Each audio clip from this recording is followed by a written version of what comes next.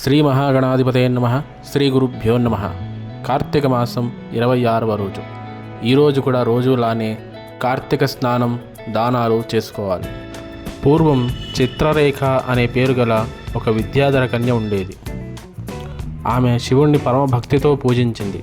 ఆమె భక్తికి మెచ్చుకున్న శివుడు, నీకు కార్తీక మాసంలో అన్ని శివాలయాలలో ఒకేసారి ఉండే వరమిస్తున్నాను అని అంటాడు. ఈరోజు స్వయంపాక దానంలో ఆకుకూరలు, కంద అర్హత కలిగిన విప్రుడికి దానమిస్తే చిత్రరేఖ అనుగ్రహిస్తుంది.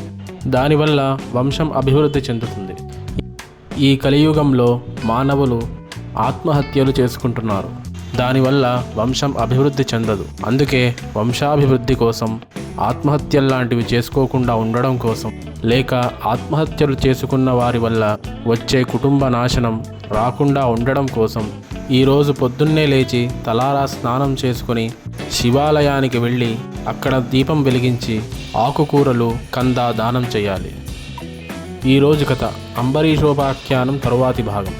25వ రోజు కథలో దుర్వాసుని శ్రీ మహావిష్ణువు అంబరీషుడి దగ్గరికి వెళ్ళి వేడుకో అని చెప్తాడు.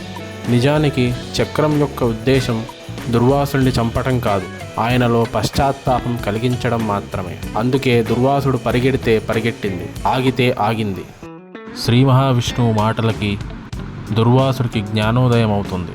వెంటనే శ్రీ మహావిష్ణువుకు నమస్కరించి అంబరీషుడి దగ్గరికి వెళ్తాడు. అంబరీషుడి దగ్గరికి వెళ్ళి నన్ను రక్షించమని వేడుకుంటాడు.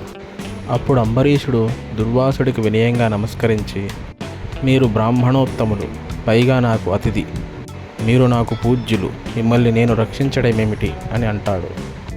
అప్పుడు దుర్వాసుడు జరిగిందంతా చెప్తాడు. చక్రం తన వెంటబడడం, తను అన్ని లోకాలకు వెళ్ళడం, చివరికి శ్రీ మహావిష్ణువు అంబరీషుడే కాపాడగలడు అని చెప్పడం అని జరిగిందంతా చెప్పి, అందుకే ఇక్కడికి వచ్చాను, నువ్వే నన్ను రక్షించాలి అని చెప్తాడు.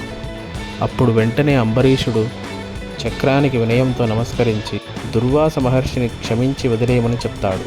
అలా చేయని పక్షంలో ముందు తనను సంహరించి తర్వాత దుర్వాసుని సంహరించమంటాడు.